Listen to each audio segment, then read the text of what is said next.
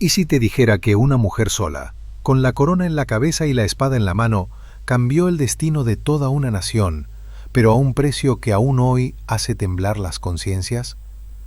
Isabel la Católica, la reina que completó la reconquista expulsando a los últimos musulmanes de España después de 8 siglos de guerra, pero que también firmó decretos que desterraron a miles de inocentes y encendieron hogueras de la Inquisición. Heroína forjada en el fuego de la fe o tirana implacable que sacrificó vidas por su visión de unidad. Hoy desentrañamos esta historia llena de traiciones palaciegas, batallas épicas y decisiones que dividieron a Europa. Bienvenidos a este viaje por los secretos de Isabel I de Castilla. Si estás fascinado por las reinas que moldearon imperios con astucia y coraje, dale like, suscríbete y activa la campanita para no perderte más documentales históricos. Y ahora, cuéntame en los comentarios, ¿crees que Isabel fue más reina de la Reconquista o una tirana disfrazada de santa? Tu opinión importa para continuar esta serie. Imagina el año 1451, un jueves santo en Madrigal de las Altas Torres, una villa amurallada en las tierras castellanas, donde el viento del norte trae ecos de antiguas batallas. Allí nace Isabel, hija del rey Juan II de Castilla y su segunda esposa Isabel de Portugal, en un palacio que hoy es monasterio.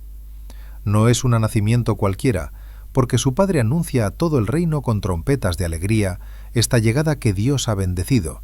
aunque nadie sospecha que esta niña de ojos fieros y voluntad de hierro se convertirá en el eje de un torbellino que unificará reinos y derramará sangre. Su madre, de salud frágil y melancolías profundas, la cuna en un mundo donde la nobleza trama en sombras y los reyes luchan por mantener el cetro ante válidos ambiciosos como Álvaro de Luna, ejecutado poco antes en Valladolid por traiciones que aún resuenan. Isabel crece entre los muros de Arévalo, un lugar de dotes reales pero de penurias ocultas, donde la reina viuda vela por sus hijos menores mientras el trono lo ocupa Enrique IV, su hermanastro mayor, un rey de carácter blando rodeado de favoritos que lo manipulan como marioneta. Desde temprana edad Isabel aprende que el poder no se hereda solo por sangre, sino que se conquista con alianzas y astucia, mientras su hermano menor Alfonso, 2 años más chico, se perfila como posible heredero ante la esterilidad rumorada de Enrique. La corte se divide en facciones, los Pacheco y los Carrillo contra los hombres nuevos promovidos por el rey, como Beltrán de la Cueva, cuyo ascenso despierta sospechas de favoritismos inconfesables. Isabel, con apenas 10 años, ve cómo su dote de Cuéllar pasa a manos ajenas y Arévalo se convierte en ducado para complacer a nobles codiciosos, pero en ese aislamiento forja un carácter indomable, educada por preceptores como Gonzalo Chacón y Fray Martín de Córdoba, quien le enseña que la nobleza verdadera nace del sacrificio y la fe. La reina Isabel de Portugal, su madre, sufre accesos de locura que ensombrecen la infancia de la infanta, obligándola a madurar entre cuidados maternales erráticos y lecciones de supervivencia palaciega. Pronto, los infantes son llamados a la corte en Segovia, donde las intrigas se tejen como telarañas mortales, y Enrique, temeroso de que sus hermanos sean peones en manos de rebeldes, los mantiene cerca bajo vigilancia. Pero el destino tensa sus hilos con crueldad, cuando en 1462 nace Juana, hija de Enrique y Juana de Portugal, jurada como heredera por las Cortes, relegando a Isabel al tercer puesto en la línea sucesoria. Los rumores estallan como tormenta. ¿Es realmente hija del rey o fruto de los devaneos con Beltrán de la Cueva? La nobleza, hambrienta de poder, firma en Burgos el manifiesto de quejas, acusando a Enrique de proteger infieles y alterar la moneda, defendiendo a Alfonso como verdadero sucesorio. Isabel observa en silencio cómo el pacto de Cabezón reconoce a su hermano como heredero, postergando a Juana sin declarar su ilegitimidad, y Pacheco se apodera de Alfonso como rehén valioso. La farsa de Ávila en 1465 eleva al niño Alfonso a rey simbólico, derribando un muñeco de Enrique desde una plataforma en las murallas, mientras Isabel, atrapada en el torbellino, rechaza propuestas matrimoniales que la encadenarían a destinos indignos. ¿Aceptará ser peón o forjará su propio camino hacia la corona, arriesgando todo en un juego donde una mala jugada significa la hoguera o el exilio? La intriga apenas comienza, y el trono de Castilla late con promesas de gloria y traición. La muerte de Alfonso en 1468 sacude los cimientos del reino como un trueno inesperado en plena noche, dejando a Isabel como la última esperanza de los nobles descontentos que ven en ella el faro para derrocar la debilidad de Enrique IV. El joven príncipe, envenenado o víctima de una epidemia, según las lenguas viperinas de la corte, exhala su último aliento en el castillo de Cardenas tras comulgar en Plasencia, y su cuerpo es sepultado con honores reales en Ávila, mientras las campanas repican luto por el heredero frustrado. Isabel, con 17 años y un corazón endurecido por las pérdidas, se encuentra en el centro de un vórtice de ambiciones donde Pacheco, arzobispo de Toledo y maestre de Calatrava, la presiona para reclamar el trono abierto, pero ella, fiel a su juramento de lealtad fraternal, resiste las tentaciones de la corona prematura y negocia en secreto con su hermano el Tratado de los Toros de Guisando. En ese pacto solemne, Enrique la nombra princesa de Asturias y heredera legítima, jurando ante testigos no forzarla a matrimonio alguno sin su consentimiento, mientras ella promete no casarse sin su aprobación, un equilibrio frágil que oculta las grietas de una familia dividida por bastardos rumores y alianzas traicioneras. La corte de Segovia bulle con susurros maliciosos sobre Juana la Beltraneja, cuya maternidad se cuestiona cada vez más, con acusaciones de que Beltrán de la Cueva, el válido de ojos ambiciosos, es su verdadero padre, pintándola como una impostora indigna del trono que mancha la pureza de Trastámara. Isabel, educada en la piedad franciscana y la erudición humanista, rechaza un desfile de pretendientes propuestos por Enrique, desde el portugués Alfonso V hasta el joven duque de Guyena, hermano del futuro Luis XI de Francia, prefiriendo tejer su propio destino en las sombras de los conventos donde busca consejo divino. Su confesor, fray Hernando de Talavera, y su aya, la condestable Mencía de Mendoza, la guían hacia una fe inquebrantable que la blindará contra las tormentas venideras, mientras Enrique, debilitado por enfermedades y excesos, otorga castillos y rentas a favoritos que vacían las arcas reales. Los nobles, hartos de la anarquía, forman la Santa Hermandad en 1470, una milicia popular que Isabel apoyará más tarde para imponer justicia, pero por ahora el rey intenta casarla con un aliado seguro para neutralizar amenazas portuguesas que acechan las fronteras. En medio de esta danza mortal de promesas rotas, Isabel toma las riendas de su futuro con una decisión audaz que desafía tratados y reyes, enviando emisarios discretos a Aragón para concertar un enlace con Fernando, príncipe heredero de ese reino vecino, un joven de 13 años conocido por su arrojo en torneos y su linaje puro. Las negociaciones se tejen en secreto durante meses, con el arzobispo Carrillo como puente encubierto, mientras Enrique planea enviarla a Juana Enríquez, madre de Fernando, para vigilarla de cerca en Madrigal. Pero Isabel, con la astucia de una leona acorralada, elude las cadenas y huye de noche hacia Valladolid en 1469, acompañada solo por fieles servidores como Beatriz de Bobadilla, rumbo a la unión que cambiará la historia de España para siempre. ¿Arriesgará la ira de su hermano y la guerra civil por un amor político que promete gloria, o sucumbirá a las presiones que la quieren atada a destinos indignos? El velo de la intriga se levanta, revelando una reina en gestación que no se doblegará ante nadie. Fernando llega a Valladolid bajo el manto de la medianoche del 18 de octubre, disfrazado para burlar espías, y al día siguiente en la iglesia de San Pablo, los amantes se desposan ante un sacerdote clandestino con dispensa papal falsificada, intercambiando anillos y votos que unen Castilla y Aragón en un lazo indisoluble. Isabel, radiante en brocados blancos y joyas modestas, sella su destino con un beso que vale más que 1000 ejércitos, mientras Enrique, al enterarse, confina al nuevo cuñado en prisión y declara nulo el matrimonio hereje. Las Cortes de Ocaña, en 1470, intentan legitimar a Juana Beltraneja, pero Isabel, desde sus tierras patrimoniales en Madrigal y Medina del Campo, gobierna con mano firme, recaudando rentas y forjando lealtades nobiliarias que la blindan contra la furia real.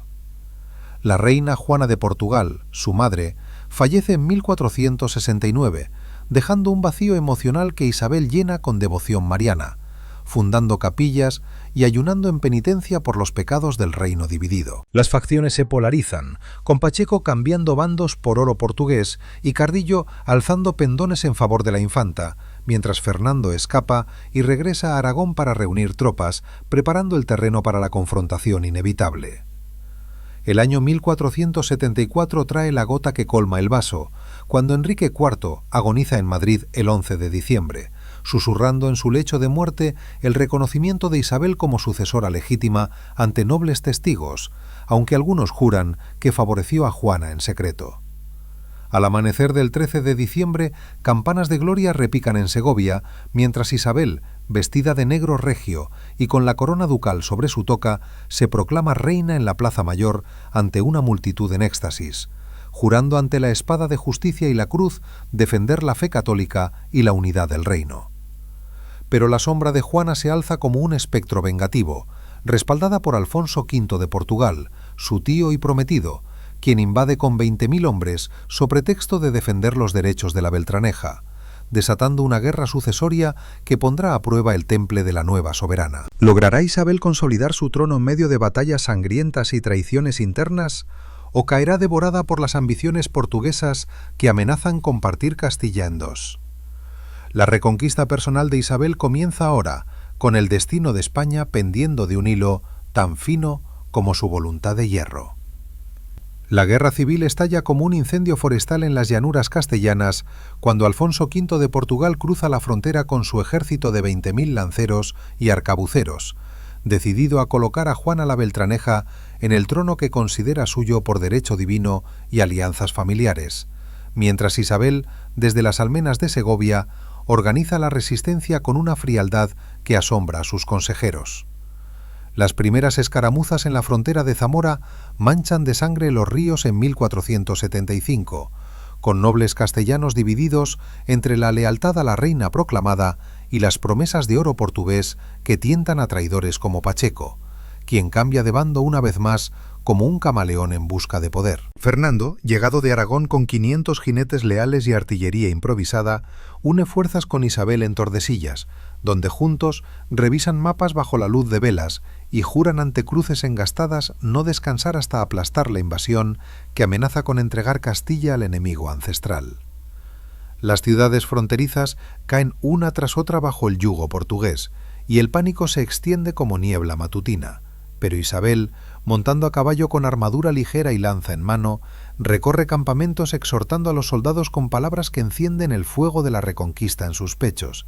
recordándoles que esta lucha no es solo por un trono, sino por la pureza de la fe cristiana frente a los herejes del sur.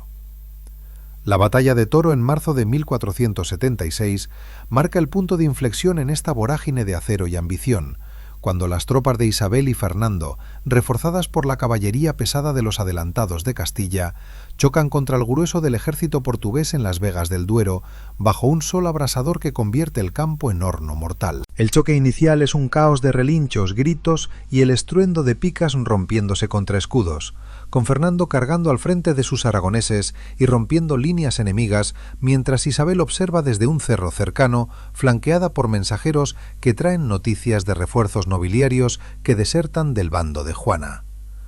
Los portugueses, confiados en su superioridad numérica, cometen el error fatal de dividirse en perseguir a un destacamento castellano, permitiendo que la vanguardia de Enrique de Guzmán, duque de Medina Sidonia, flanquee su posición y aplaste el centro luso en una masacre que tiñe las aguas del río de Carmesí durante horas interminables. Alfonso V huye despavorido dejando cañones y estandartes en el campo, y aunque cronistas portugueses proclaman victoria pírrica por la supervivencia de su rey, Castilla celebra el triunfo como señal divina que consagra a Isabel como reina invicta, con poetas improvisando odas en plazas donde el vino corre como ríos de gloria. La Santa Hermandad, esa milicia de labriegos armados con ballestas y hoces que Isabel instituye en 1475, se convierte en el puño de hierro que pacifica las aldeas rebeldes y ahuyenta bandidos que aprovechan el caos bélico para saquear caminos reales, restaurando el orden en un reino fracturado donde la justicia había sido devorada por la anarquía nobiliaria. mientras las negociaciones con Portugal se enredan en tratados efímeros como el de Alcáçovas en 1479, que casa a Juana con el príncipe portugués y promete paces frágiles, Isabel consolida su poder interno reformando las Cortes de Medina del Campo, donde impone tributos justos y prohíbe ventas de oficios que corrompían la administración. Fernando, astuto administrador, introduce contadores aragoneses que equilibran las cuentas reales exhaustas por la guerra, y juntos fundan universidades en Salamanca y Alcalá para forjar una generación de letrados piadosos que sirvan a la corona con lealtad inquebrantable. Pero bajo esta fachada de estabilidad, las sombras de la Inquisición comienzan a alargarse, con Fray Hernando de Talavera susurrando al oído de la reina la necesidad de purgar herejías que socavan la unidad cristiana, mientras emisarios moros de Granada ofrecen tributos humillantes para evitar la espada que se cierne sobre sus emiratos. El nacimiento del príncipe Juan en 1478 ilumina los salones de Toledo como un amanecer prometido, con Isabel postrada en puerperio, pero exultante al sostener a su heredero legítimo, cuyas facciones mezclan la nobleza de Castilla y Aragón en un símbolo viviente de la unión dinástica que desafía a los reyes rivales. Las fiestas duran semanas, con torneos donde caballeros juran defender al infante con sangre y honra. Pero la alegría se tiñe de presagios cuando Isabel, recuperada, envía exploradores a las fronteras granadinas, donde los nazaríes conspiran con portugueses para desestabilizar el norte. Juana la Beltraneja, confinada en un convento portugués pero negándose a renunciar a sus pretensiones, se convierte en espectro que inquieta sueños reales, alimentando rumores de profecías que auguran guerras eternas si no se blinda la sucesión. Isabel, devota de la Virgen de Guadalupe, peregrina a su santuario implorando protección para su vástago, mientras Fernando maniobra en las sombras para casar a sus hijas Isabel y Juana con príncipes europeos que fortalezcan alianzas contra Francia y el Islam. La guerra con Portugal se enfría en treguas precarias, pero el verdadero enemigo late en el sur, donde las torres de la Alhambra brillan como desafío insolente bajo cielos andaluces, recordando que la reconquista, pausada por siglos, clama por su culminación sangrienta. Con el trono asegurado por la victoria de Toro y el alumbramiento de Juan, Isabel dirige su mirada implacable hacia Granada, ese último bastión musulmán que sangra tributos en oro y esclavos cristianos para aplazar lo inevitable, pero cuya corte de emires decadentes trama rebeliones internas que podrían precipitar su caída gloriosa. Reformas agrarias redistribuyen tierras de nobles díscolos a pecheros leales, fortaleciendo el erario para la gran cruzada que se avecina, mientras la reina, en consejos secretos con capitanes como el duque de Alba, traza rutas de invasión que cortarán las venas del reino nazarí. ¿Convertirá Isabel su triunfo sobre Portugal en el ariete que derribe las murallas de la Alhambra? ¿O las intrigas internas y las dudas sobre su ferocidad la detendrán en el umbral de la gloria eterna? El tablero se prepara para jugadas maestras, donde cada decisión pesa como el destino de naciones enteras. Las campanas de las mezquitas granadinas llaman a oración bajo cielos estrellados, mientras los capitanes de Isabel reúnen un ejército de 50.000 hombres en las laderas de Córdoba en 1480, iniciando una guerra santa que durará 10 años y convertirá las vegas andaluzas en campos de muerte perpetua, donde cada palmo de tierra conquistada huele a pólvora y promesas divinas. Boabdil, el último rey nazarí, heredero de una dinastía en decadencia interna donde hermanos se traicionan por arenes y tesoros ocultos, paga parias humillantes en esclavos cristianos y oro forjado en minas exhaustas. Pero Isabel, inflexible como la Sierra Nevada, rechaza treguas que prolonguen la afrenta islámica en suelo hispano y ordena fortificar Úbeda y Jaén como arietes inquebrantables contra las murallas bermejas de la Alhambra. Fernando, al mando de vanguardia con arcabuces aragoneses que escupen fuego infernal, toma Alhama en 1480, tras una noche de escalada sangrienta donde 500 musulmanes perecen degollados en sus camas, desatando represalias que incendian aldeas cristianas, pero endurecen la resolución real de no cejar hasta ver las llaves de Granada en manos piadosas.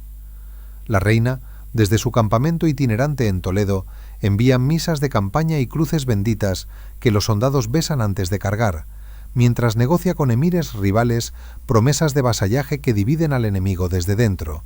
tejiendo una red de espionaje donde conversos infiltrados susurran secretos letales en palacios perfumados de jazmín. A lo largo de los años, la guerra se convierte en un ajedrez mortal de asedios y emboscadas, donde el duque de Medina Sidonia desembarca tropas frescas en Málaga, y Gonzalo de Córdoba, el gran capitán, perfecciona tácticas de artillería que hacen volar almenas como polvo al viento,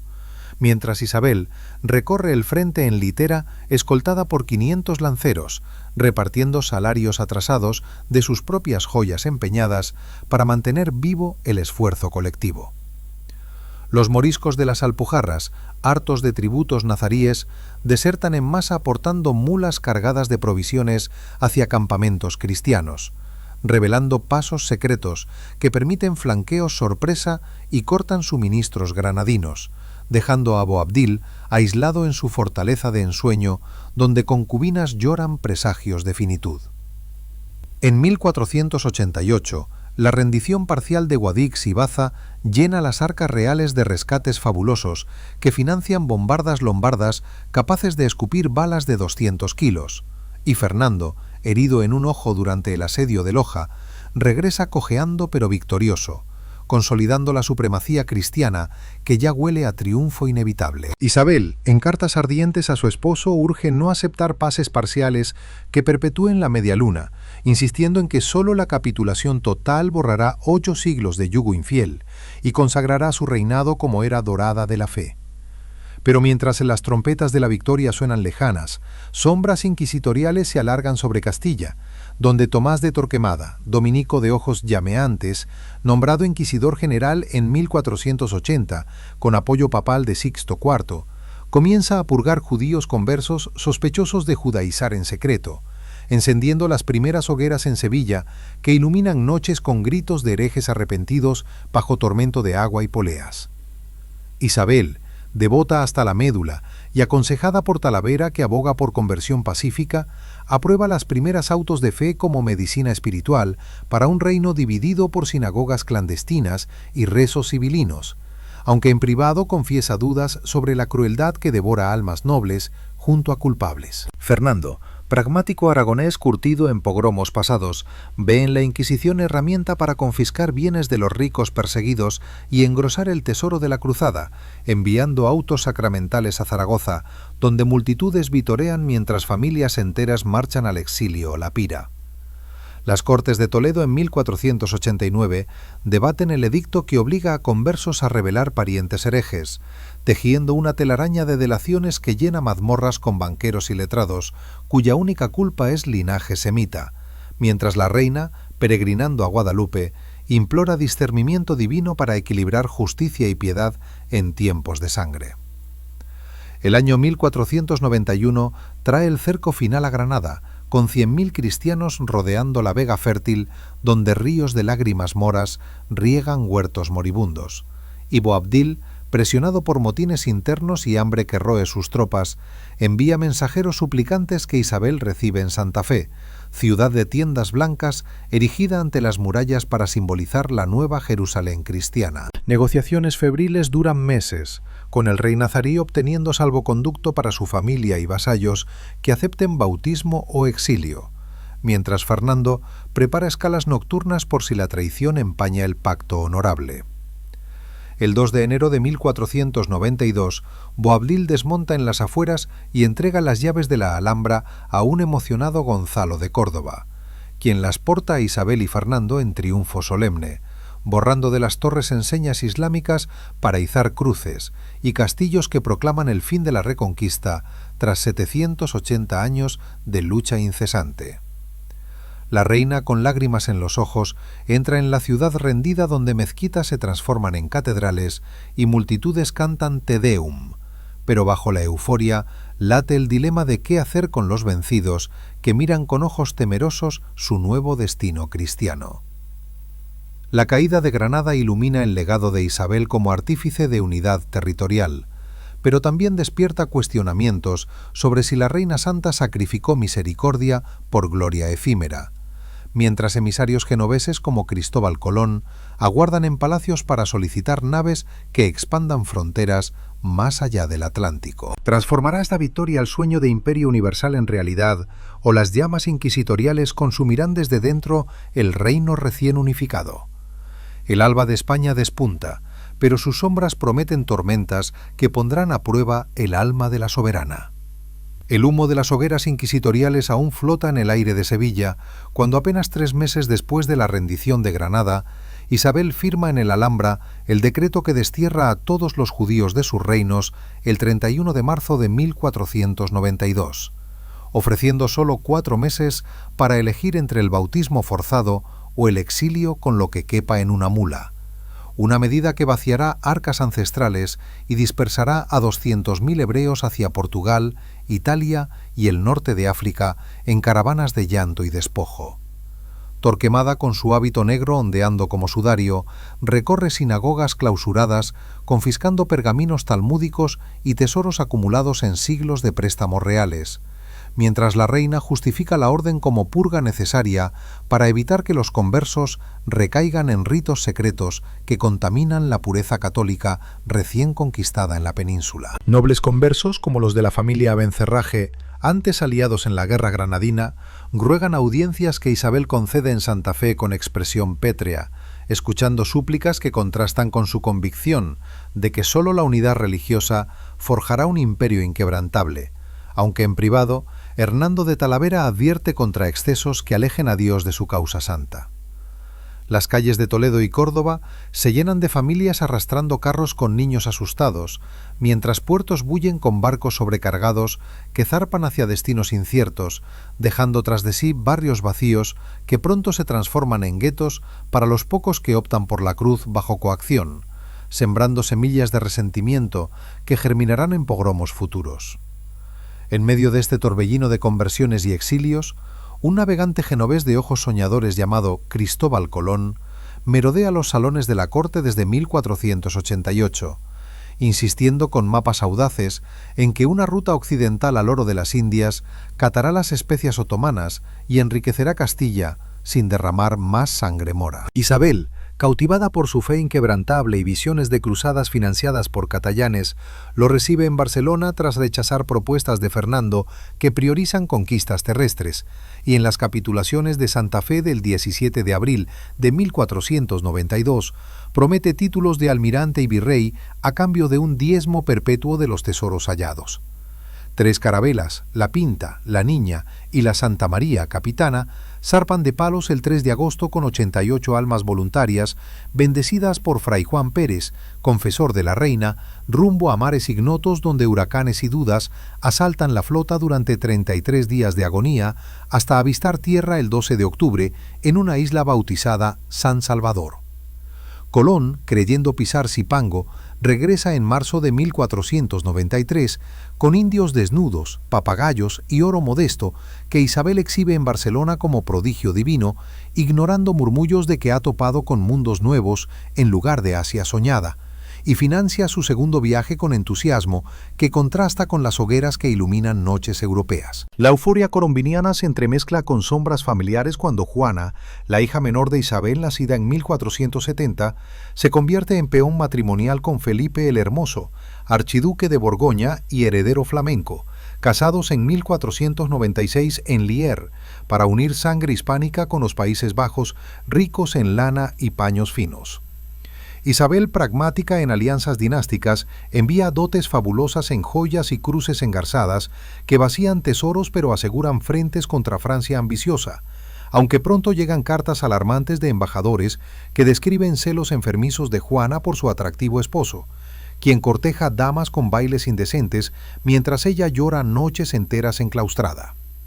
El príncipe Juan, heredero dorado de 19 años, casado con Margarita de Austria en la misma ceremonia doble para reforzar lazos borgoñones, parece el salvador perfecto hasta que una fiebre traicionera lo ciega en Salamanca apenas 6 meses después, dejando el trono en limbo y a Isabel postrada en oración durante días, culpando quizás pecados inquisitoriales por la maldición que devora su linaje. Isabel la Mayor, hija primogénita casada con Alfonso de Portugal, queda viuda al año siguiente por asesinato portugués, regresando a Castilla como reina consorte frustrada que Isabel reconforta con promesas de nuevo enlace, mientras Miguel de la Paz, nieto nacido en 1498 de aquel matrimonio luso, muere en cuna a los 2 años, pulverizando sueños de unión ibérica perfecta. Fernando, devastado pero resuelto, maniobra para declarar a Juana heredera con cláusulas que le permitan regencia vitalicia, pero Isabel resiste con tenacidad felina, convocando cortes en Toledo, donde nobles juran lealtad a la princesa loca, cuya belleza flamenca ya susurra rumores de histeria que la apartarán del poder efectivo. Reformas educativas florecen en este caos sucesorio, con la fundación de la Universidad de Alcalá en 1499 bajo Cisneros, cardenal que Isabel eleva como canciller para forjar clérigos humanistas que prediquen unidad desde púlpitos de oro, mientras la Santa Hermandad patrulla caminos asegurando tributos que financian flotas colombinas que traen esclavos taínos y perlas brutas. La reina, envejecida prematuramente por campañas y partos, recorre aldeas andaluzas redistribuyendo tierras moriscas a hidalgos leales, pero edictos que obligan a mudéjares a vestimenta cristiana y prohibición de baños árabes avivan revueltas en las Alpujarras que sofoca con guarniciones implacables. ¿Equilibrará Isabel su legado de gloria transoceánica con la estabilidad familiar que se deshilacha como tapiz viejo? ¿O la sombra de Juana la Loca eclipsará sus triunfos reconquistadores? Las campañas italianas de Gonzalo de Córdoba en 1500 comienzan a absorber caudales castellanos, con Fernando soñando conquistas napolitanas que Isabel aprueba a regañadientes, priorizando siempre la pureza interna sobre aventuras foráneas que tientan con coronas ilusorias. Emisarios portugueses negocian paces tras muertes sucesorias, pero la reina, en cartas ardientes a su confesor, confiesa fatiga espiritual ante un reino unificado en mapa, pero fracturado en almas, que cuestionan si la tiranía religiosa ha comprado un paraíso aparente a precio de lágrimas eternas. El tablero dinástico se complica con cada aliento débil, prometiendo herencias diputadas que pondrán a prueba si la sangre de Castilla prevalece sobre ambiciones borgoñones.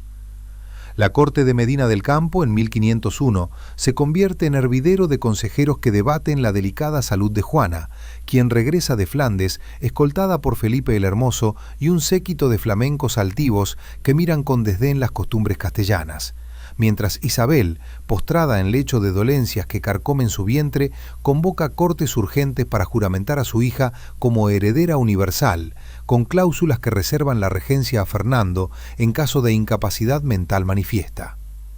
Embajadores portugueses y borgoñones compiten en salones perfumados con promesas de paces eternas, pero la reina, con voz enronquecida por fiebres recurrentes, insiste en testamentos que blinden Castilla contra invasiones foráneas, recordando cómo la debilidad de Enrique IV abrió puertas a guerras fratricidas que ella selló con sangre y oración. Felipe, de sonrisa encantadora pero ambiciones voraces, negocia en secreto con nobles descontentos que ven en su esposa el puente hacia coronas duales, mientras Juana, de belleza etérea y ojos tormentosos, alterna raptos de pasión con ausencias prolongadas donde murmura sobre la tumba de su esposo ausente, sembrando dudas que Isabel disipa con decretos que prohíben salidas reales sin su visto bueno.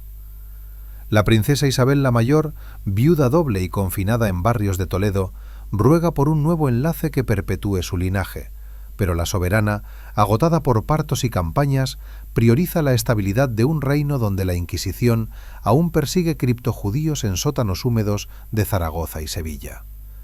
Gonzalo de Córdoba, el gran capitán invicto que humilló franceses en Ceriñola y Garellano con arcabuceros en tercios invencibles, regresa de Italia cargado de laureles y despojos napolitanos que engrosan arcas exhaustas por exilios y flotas, pero Isabel, celosa de la primacía castellana, lo releva de mando en 1504 por celos de Fernando que ve en su popularidad amenaza a la unión dinástica. Las Alpujarras arden en revueltas moriscas donde antiguos nazaríes, forzados a comer cerdo y oír misas bajo amenaza de destierro, alzan banderas verdes en sierras impenetrables, obligando a la reina a enviar hidalgos andaluces que sofocan rebeliones con Villaescusa y conversiones masivas que llenan iglesias de fieles dubitativos.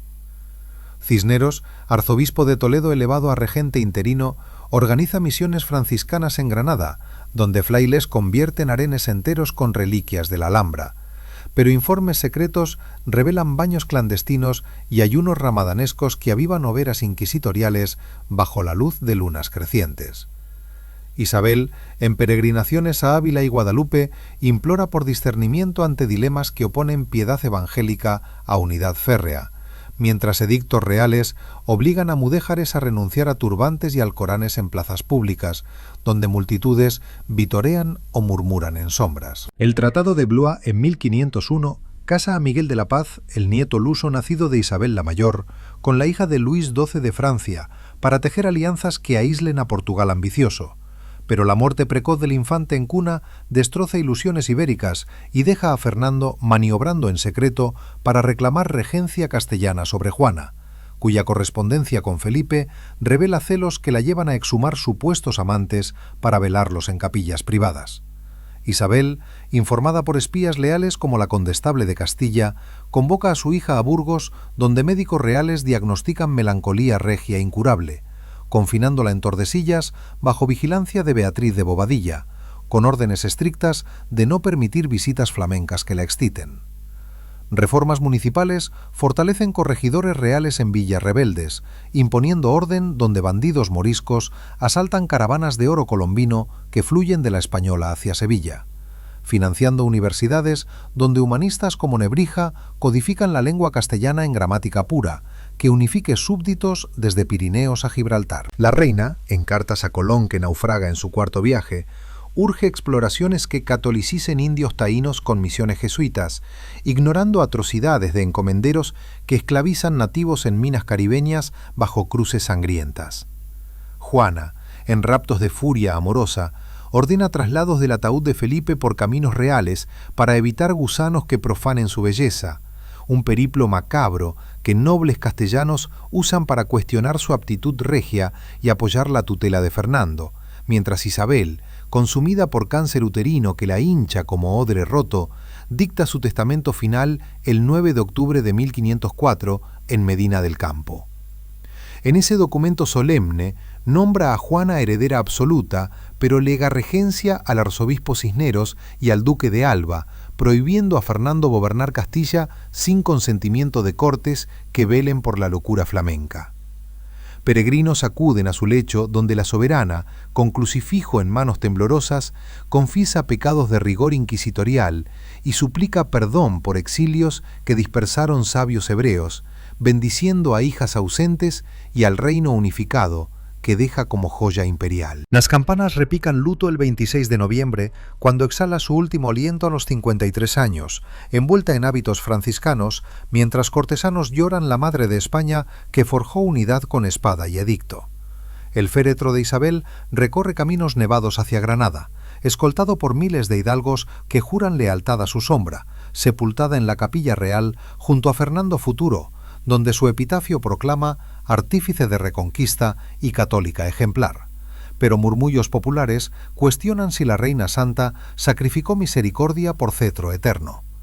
¿Eclipsará el reinado de Juana la Loca el legado de su madre, o las cláusulas testamentarias preservarán Castilla de ambiciones borgoñones que amenazan compartir el imperio recién nacido? Las sombras de la sucesión se alargan sobre un reino en vilo. La muerte de Isabel desata un torbellino de ambiciones que sacude los pilares del reino recién unificado, con Fernando II de Aragón regresando apresuradamente de Nápoles, donde consolida conquistas italianas, para reclamar la tutela de Juana ante Cortes de Toledo, que debaten con fervor si la princesa flamenca puede gobernar un imperio fracturado por su melancolía profunda y devaneos obsesivos con el cadáver de Felipe el Hermoso.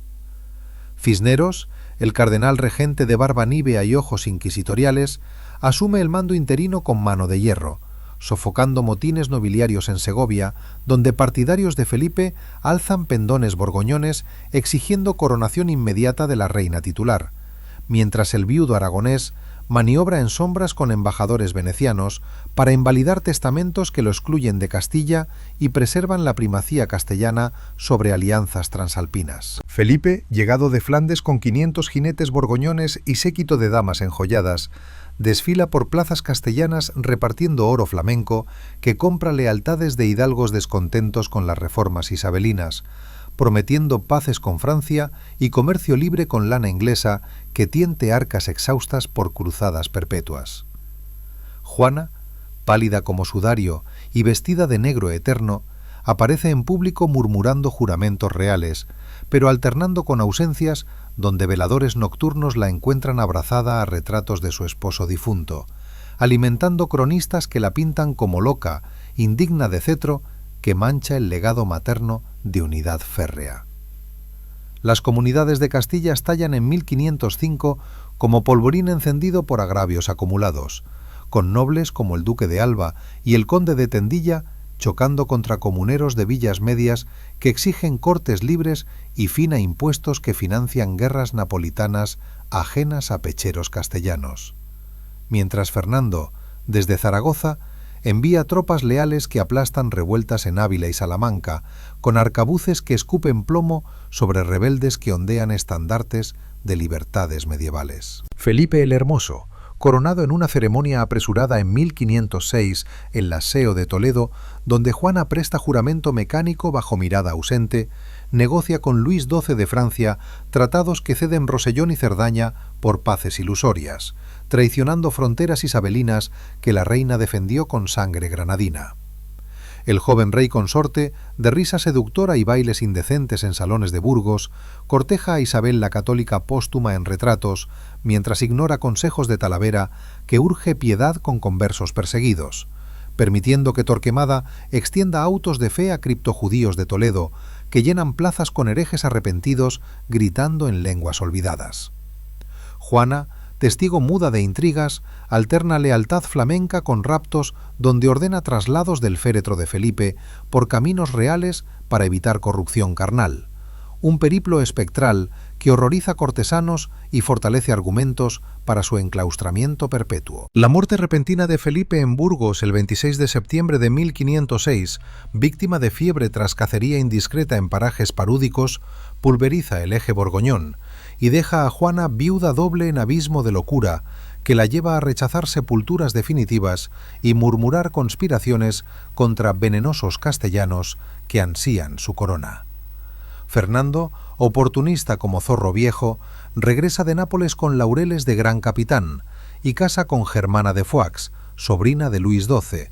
en una unión que aspira a nuevo heredero aragonés capaz de eclipsar la sombra flamenca, consumando matrimonio en lo alto del Aseo de Zaragoza, donde campanas repican gloria transitoria.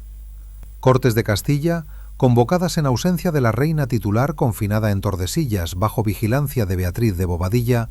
otorgan regencia vitalicia al rey aragonés hasta mayoría de Carlos, el nieto borgoñón nacido en Gante de Juana y Felipe, prometiendo estabilidad que oculta tensiones entre letrados humanistas de Alcalá y hidalgos andaluces celosos de primacía castellana. Las Alpujarras hierven de nuevo con moriscos que rechazan misas forzadas y baños prohibidos, provocando expediciones punitivas donde franciscanos convierten aldeas a punta de lanza, mientras confiscaciones inquisitoriales engrosan tesoros que financian flotas colombinas en la Española, donde virreyes esclavizan taínos en minas de oro bajo cruces sangrientas que cuestionan la piedad evangélica de Isabel. Cisneros organiza misiones en Granada, donde reliquias de la Alhambra convierten harenes nazaríes en conventos de velo blanco, pero revueltas alpujarreñas revelan ayunos ramadanescos clandestinos que avivan hogueras donde familias enteras perecen acusadas de bigamia islámica. Fernando, en Consejos de Valladolid, aprueba gramática de Nebrija que codifica castellano puro para unificar súbditos desde Pirineos a Indias, mientras negocia paces portuguesas casando a su hija María con Manuel I de Portugal, en enlaces que tejen redes dinásticas contra ambiciones otomanas en el Mediterráneo. Juana, en Tordesillas, recibe visitas esporádicas donde alterna lucidez regia con delirios que la hacen arañar tapices buscando fantasmas flamencos, fortaleciendo decretos que la declaran incapaz y preservan Castilla para el futuro Carlos V. ¿Logrará el rey aragonés su regencia absoluta sobre reinos unidos por sangre isabelina, o las sombras de locura materna y comuneros rebeldes fracturarán el imperio en guerras sucesorias que diluyan la gloria reconquistadora. Reformas agrarias redistribuyen tierras moriscas a hidalgos leales que patrullan fronteras con arcabuces flamencos traídos de Borgoña, asegurando tributos que fluyen hacia Sevilla, donde galeones cargan perlas y esclavos para arcas reales exhaustas por campañas italianas.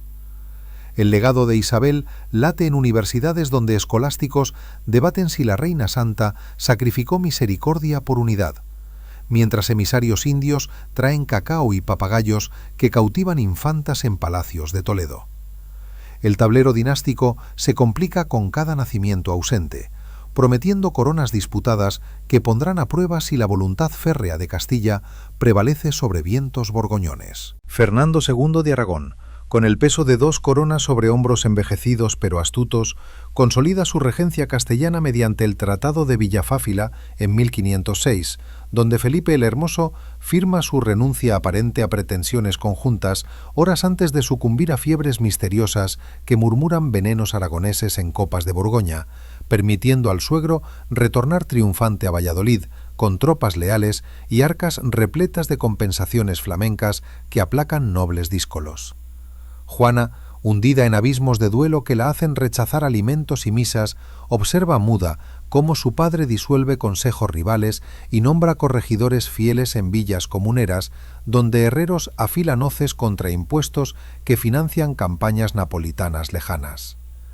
El cardenal Cisneros, desde su palacio toledano, envía bulas papales que legitiman la tutela indefinida sobre la reina titular, mientras embajadores flamencos protestan en La Haya por el enclaustramiento de su soberana, ignorados por un rey que teje matrimonios con Germana de Foix para engendrar herederos que eclipsen al remoto Carlos de Gante. Las calles de Sevilla bullen con galeones colombinos descargando oro taíno y esclavos desnudos que Isabel soñó catolizados, pero que ahora pueblan encomiendas donde capataces azotan espaldas indígenas bajo cruces torcidas, cuestionando si la expansión ultramarina honra o mancha el legado reconquistador de la reina difunta. En las Alpujarras granadinas, revueltas moriscas escalan a guerra santa inversa en 1509, cuando antiguos nazaríes, forzados a renunciar a alcoranes y mujeres veladas, alzan banderas verdes en sierras escarpadas donde emboscadas nocturnas degüellan patrullas cristianas y secuestran monjas para rescates fabulosos. Fernando, alertado por espías conversos infiltrados en cuevas perfumadas de incienso prohibido, envía al conde de Ureña con 10.000 lanceros y arcabuces, que queman aldeas rebeldes, convirtiendo valles fértiles en cenizas, donde supervivientes optan por bautismos masivos o destierro a galeras berberiscas. Cisneros lidera misiones franciscanas armadas que erigen cruces en lugares sagrados islámicos, prometiendo paraíso a mudéjares que quemen alfombras de oración, pero informes secretos revelan sinagogas clandestinas en sótanos de Córdoba, donde criptojudíos recitan salmos en voz baja, avivando autos de fe que iluminan plazas con siluetas danzantes de herejes envueltos en sanbenitos amarillos. El rey aragonés, en consejos de Zaragoza, aprueba pragmáticas que obligan a moriscos a hablar castellano puro y vestir a la cristiana, disolviendo baños árabes en fuentes de vino sacramental que simbolizan asimilación forzada o exterminio sutil. Juana, confinada en Tordesillas bajo vigilancia de 400 guardias, y Beatriz de Bobadilla, que relata raptos donde la reina desentierra ataúdes imaginarios de Felipe para besarlos bajo lunas pálidas, recibe visitas reales donde alterna súplicas de libertad con maldiciones proféticas contra traidores paternales que robaron su cetro legítimo. Fernando, conmovido en apariencia pero resuelto, la consuela con promesas de regencia futuras y recupera cordura, mientras negocia en secreto con Maximiliano de Habsburgo paces que casen a su hija Catalina con Enrique VIII de Inglaterra, para unir sangre isabelina con lana inglesa y bloquear Francia ambiciosa en Pirineos.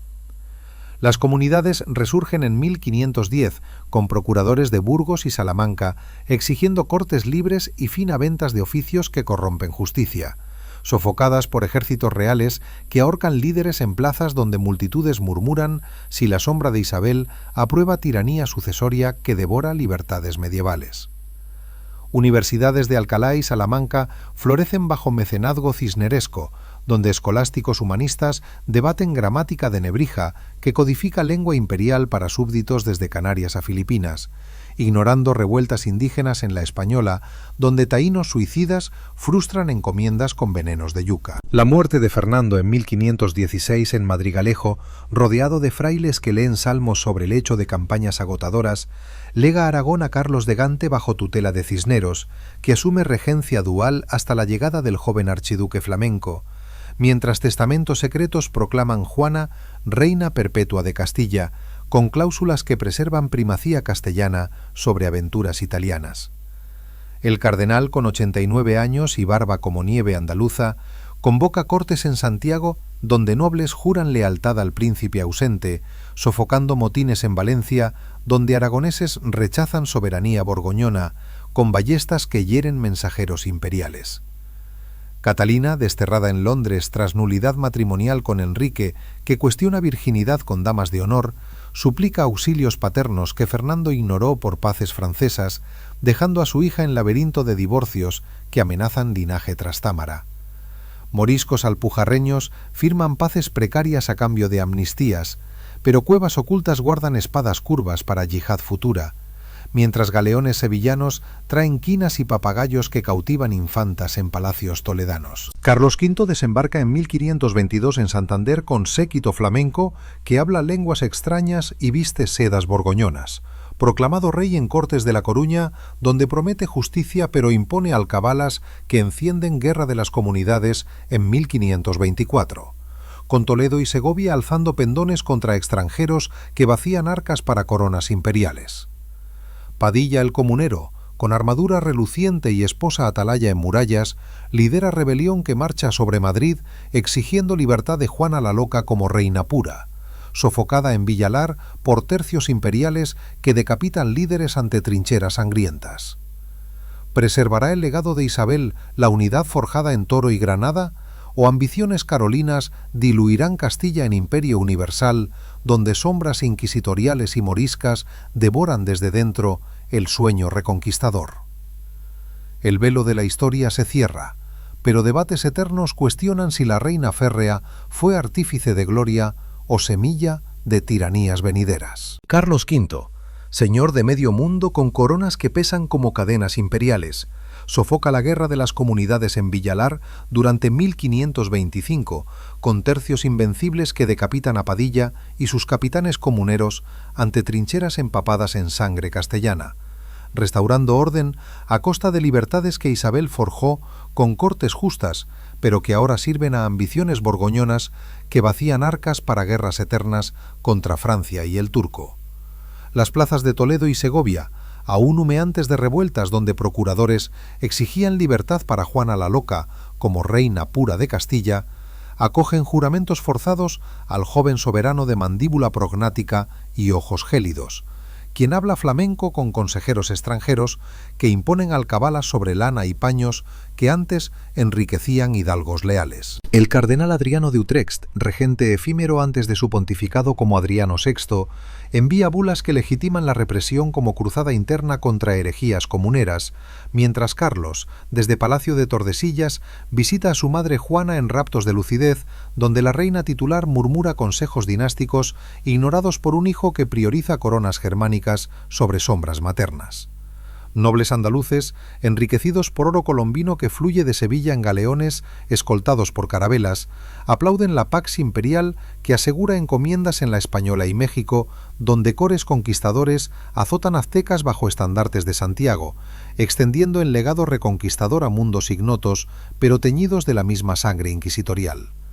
La coronación imperial en Bolonia, el 24 de febrero de 1530, marca el cénit de la monarquía católica que Isabel soñó, cuando el Papa Clemente VII, tembloroso por saqueos luteranos en Roma, ceñirá la corona de Carlomagno sobre sienes gantenses en la Basílica de San Petronio, ante cardenales que bendicen un imperio donde el sol nunca se pone, desde Perú hasta Filipinas. Carlos, vestido de púrpura imperial con joyas de los Medici y espadas toledanas engastadas, jura defender la fe contra luteranos que clavan tesis en Wittenberg y turcos que asedian Viena con genízaros berberiscos,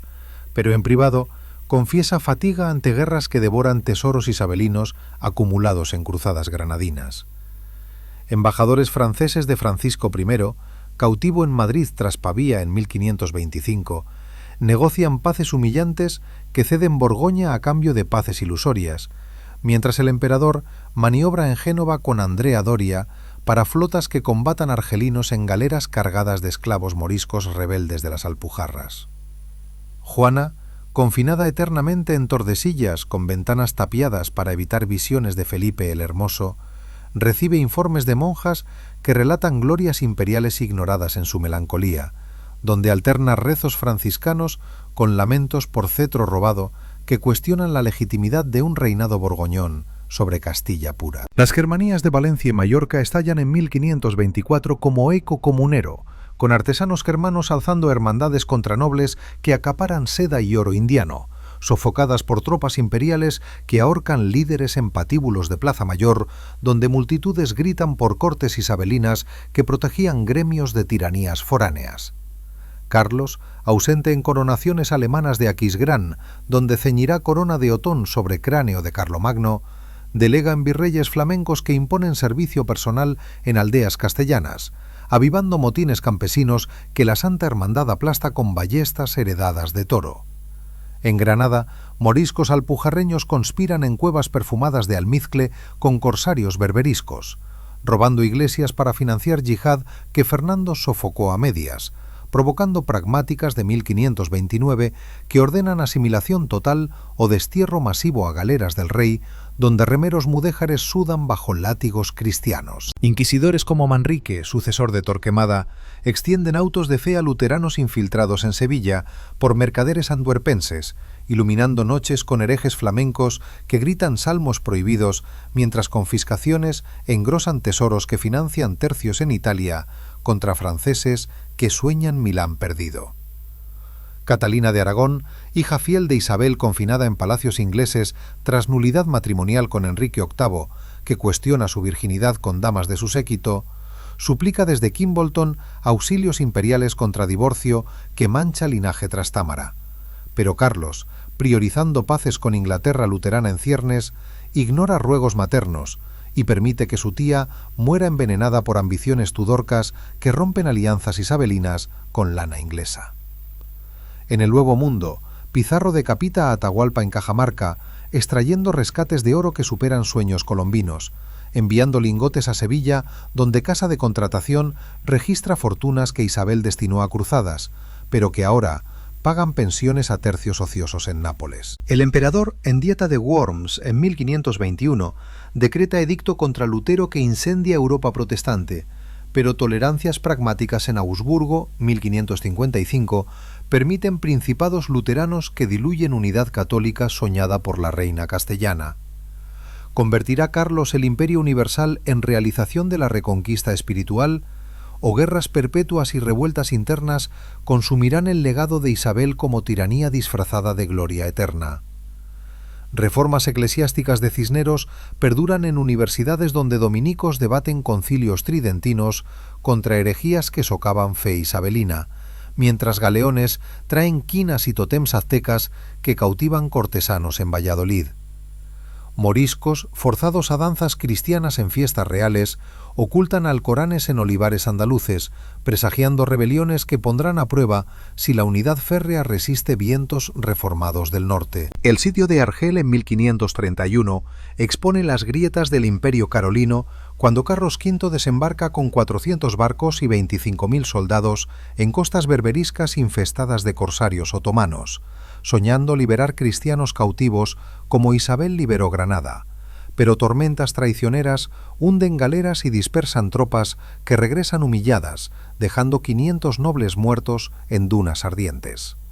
Barbarroja, almirante turco de barba flameante, contraataca desde Túnez con genízaros que saquean Sicilia, forzando al emperador a priorizar venganzas personales sobre revueltas luteranas que incendian Sajonia, mientras príncipes protestantes forman la Liga de Esmalcalda exigiendo libertad religiosa contra edictos de Worms que queman Biblias prohibidas. En Pavia, 1525, tercios españoles capturan a Francisco I de Francia en masacre que tiñe campos lombardos de sangre azul, pero rescates millonarios y tratados de Madrid ceden Nápoles ilusorio, mientras el rey galo reniega paces con sonrisas falsas, reavivando guerras italianas que devoran oro indiano destinado a cruzadas isabelinas. Carlos, en Dieta de Augsburgo, 1555. Firma paz religiosa que tolera luteranismo en principados germanos, diluyendo unidad católica forjada por hogueras de Torquemada y edictos granadinos, mientras su madre Juana agoniza en Tordesillas, murmurando traiciones flamencas ignoradas por un hijo que sueña imperio universal, pero cosecha disensiones eternas. La rebelión morisca de las Alpujarras en 1568. Décadas después, pero germen de tiranías isabelinas, estalla cuando Abenhumeya corona emir en cuevas nazaríes ocultas bajo sierras nevadas, alzando 40.000 cimitarras contra virreyes que imponen castigos por ayunos ramadanescos y velos prohibidos, recordando pragmáticas de Fernando que Isabel inspiró con ferocidad reconquistadora. Don Juan de Austria, bastardo carolino de ojos azules, sofoca revuelta con arcabuces que barren valles perfumados de jazmín, deportando 80.000 supervivientes a galeras o costas gallegas, donde clanes dispersos siembran semillas de expulsiones filipinas futuras, cuestionando si la pureza religiosa compró paz aparente a precio de genocidios sutiles. En Lepanto 1571, flota cristiana aplasta turcos en sangre mediterránea, pero victoria pírrica no borra Viena sitiada ni esclavos remando en galeras berberiscas que Isabel habría purgado con flotas colombinas redirigidas al este. Cortes castellanas murmuran agravios por servicio ordinario que financia pensiones borgoñonas, mientras pecheros mueren en Flandes contra hugonotes que propagan Biblias en castellano, erosionando lealtad a un rey ausente que habla mal la lengua de Nebrija y prioriza Bruselas sobre Sevilla. Catalina de Aragón exhala último aliento en Kimbolton, 1536, tras resistir nulidad de Enrique VIII, que declara bastarda a María la Sanguinaria, hija fiel que reina Inglaterra con hogueras luteranas, emulando Inquisición materna, pero quemando súbditos en vez de herejes semitas. Felipe II, heredero carolino, casado con María para reclamar trono inglés, navega mares tormentosos donde Armada Invencible naufraga en 1588 contra Drake, inglés, perdiendo gloria naval que Colón forjó para Isabel en carabelas benditas. Inquisición evoluciona bajo Felipe con autos de fe en México y Perú, donde aztecas conversos arden acusados de idolatría, extendiendo tiranía religiosa a imperios indígenas, donde encomenderos azotan taínos extintos y incas rebeldes en minas de Potosí que enriquecen arcas habsbúrgicas, pero empobrecen almas con venenos de coca y plata maldita. Universidades de Alcalá debaten si Lutero es nuevo judío o profeta, mientras jesuitas convierten japoneses en Nagasaki con cruces samuráis que Isabel aprobaría como expansión reconquistadora, pero que siembran mártires en Kioto. Carlos abdica en Yuste, 1556, postrado por gota y melancolía, legando coronas fragmentadas a Felipe II, que reina España sin imperio germánico, confinándose en claustro extremeño, donde reliquias de Guadalupe evocan peregrinaciones isabelinas, mientras monjes leen salmos sobre el lecho agonizante. Felipe, en el Escorial, erigido como alhambra cristiana, expulsa moriscos en 1609, completando edictos isabelinos con 300.000 desterrados que riegan Valencia de lágrimas y oro perdido, financiando tercios en Flandes, donde hugonotes cortan gargantas españolas bajo cielos lluviosos. Juana la Loca muere en Tordesillas 1555, tras 50 años de cautiverio, velada junto a Felipe en Granadas póstumas, donde cronistas debaten si su locura fue veneno aragonés o sombra de tiranía materna que devoró linaje trastámara. ¿Culmina el legado de Isabel en imperio donde sol no ponía, pero hogueras nunca apagaban? ¿O su ferocidad reconquistadora sembró semillas de decadencia que Felipe cosecha en bancarrotas y revueltas americanas? El debate eterno persiste en plazas de Madrid, donde guías turísticos susurran si Isabel I de Castilla, forjadora de España unida desde Pirineos a Perú, mereció título católico por gloria granadina o execración por exilios judíos y hogueras inquisitoriales que mancharon cruz con cenizas inocentes. Sus restos en Capilla Real de Granada, junto a Fernando, contemplan Alhambra convertida en Generalife Regio, donde nazaríes fantasmas lloran llaves entregadas en 1492,